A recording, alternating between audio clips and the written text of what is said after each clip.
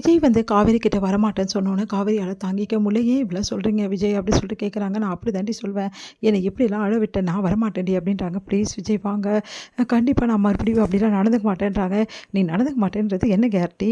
மாத்தி மாத்தி பேசுறது தானே நீ நம்பர் 1. அதனால நான் வர முடியாது. என்னை எப்படிலாம் கோவப்படுத்தின, நான் வேணான்னு எப்படிலாம் பண்ணேன். அதுக்கு தான் இந்த அண்ணன் உனக்கு ப்ளீஸ் விஜய் சொன்னா கேளுங்க. இந்த டைம்ல நீங்க வந்தே ஆகணும். வேற வழியே கிடையாது. அப்போ கூட உனக்காக நீ வர சொல்லல. எனக்காகவும் நீ வர சொல்லல. உன் அம்மாக்காக தானே வர சொல்ற." அப்படின்னோன்னே, "இல்ல விஜய் சொன்னா புரிஞ்சுக்குங்க. உங்ககிட்ட நான் விலகி போனதுக்கு காரணம் வேற. அப்படி என்னடி காரணம்?" அப்படி சொல்லிட்டு கேட்குறாங்க. "எல்லாம் உங்க பாட்டி தான் காரணம் போதுமா?" அப்படின்னோன்னே, "என்ன சொல்ற நீ?" அப்படின்னோன்னே நடந்த விஷயத்த எல்லாம் காவேரி சொல்றாங்க. அத கேட்டு விஜய் பயங்கரமா அதிர்ச்சி அடையறாரு. "நீ என்ன சொல்ற காவேரி?" "ஆமாங்க. இவ்வளவும் நடந்துச்சு. நான் எப்படி உங்ககிட்ட இத பத்தி சொல்றதுன்னு தெரியல. என்கிட்ட சொல்ல வேண்டியது தானே. சொன்னா உங்களுக்கும் பாட்டிக்கும் பிரச்சனை ஆகுங்க. அதான் உங்ககிட்ட நான் சொல்லல." "என்ன காவேரி நீ இப்படி பண்ணிட்டுருக்க? என்கிட்ட சொல்லியிருக்கலாம்ல. ஏன் காவேரி இப்படி பண்ண?" அப்படின்றாரு. "சாரிங்க" அப்படின்றாங்க. "சாரிடி நான் உன்ன அதிகமா திட்டிட்டேன்ல, உன்ன கஷ்டப்படுத்திட்டேன்ல.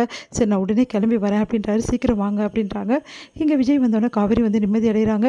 விஜய பார்த்தோன்னே அப்படியே வந்து கண்ணீர் வடிக்கிறாங்க காவேரி. கைய பிடிக்கிறாங்க. அப்ப அவங்க அம்மா இருக்கிறதால கைய எடுத்துடுறாங்க.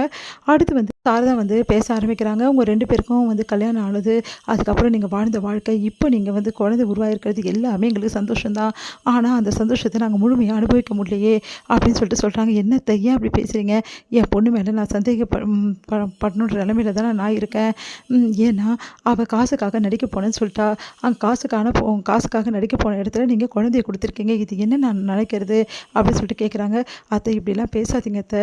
நானும் காவேரி வந்து பரஸ்பரமா நாங்க 2 பேரும் வாழ ஆரம்பிச்சோன்னு தான் இந்த குழந்தையே உருவாச்சு காவேரி வயித்துல. புரிஞ்சுக்கங்க" அப்படின்னு சொல்லிட்டு சொல்றாரு.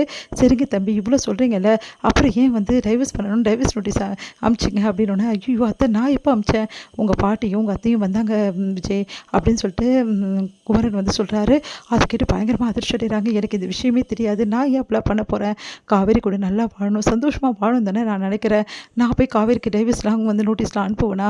அவளே வந்து டைவர்ஸ் வேணும்னு சொன்னாலும் நான் கொடுக்க மாட்டேன்னு சொல்லியிருந்தேன்ல. ஏன் காவேரி உனக்கு தெரியாதா?" "இல்லைங்க நான் நம்பலங்க" அப்படின்றாங்க. "சரிங்க தம்பி. அப்போ அவங்க இஷ்டத்துக்கு தான் வந்து டைவர்ஸ் கேட்குறாங்கன்றீங்க." "ஆமா. அப்போ அவங்க இஷ்டத்துக்கு என்ன வேணாலும் பண்ணலாமா உங்க வாழ்க்கையில? அப்போ உங்க வாழ்க்கையில உங்க முடிவு இல்லையா?" அப்படி சொல்லிட்டு கேட்குறாங்க. அது வந்து என் மேல இருக்க பாசத்துல அப்படி பண்ணிட்டாங்க. எங்க பாட்டி வந்து என்னை சின்ன வயசுலேருந்து அவங்க வளர்த்தாங்க இல்லையா? அதனால என் மேல இருக்க உரிமையில அப்படி பண்ணிட்டாங்க. அத தான் நானும் சொல்றேன். அவங்க எந்த உரிமையில வேணாலும் என்ன வேணாலும் பண்ணலாமா?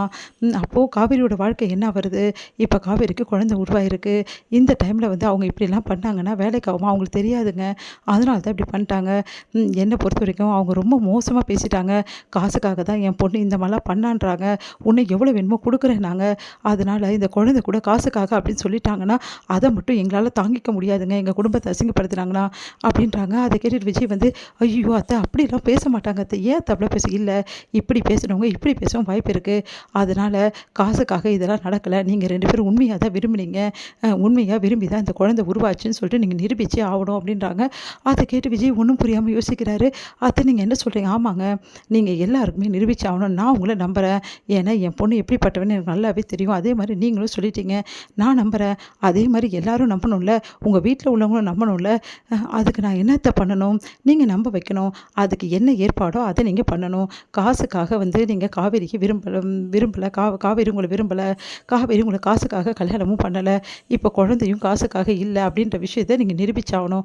அதுக்கு என்ன பண்ணணும்னு நீங்க நினைக்கிறீங்களோ அத பண்ணுங்க.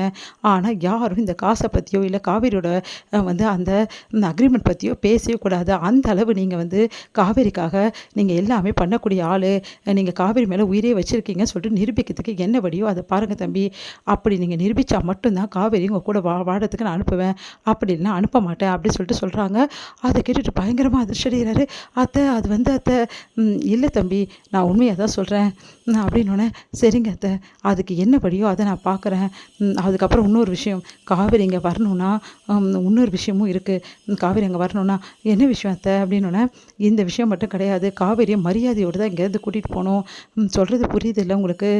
காவேரிக்கு தர வேண்டிய அங்கீகாரம் எல்லாமே வந்து குடுத்து, இங்கேருந்து அவ போம்போது ஒரு ரொம்ப மரியாதையோட கூட்டிட்டு போணும்" அப்படின்றாங்க. "சரிங்க அத்தைன்றாரு விஜய்.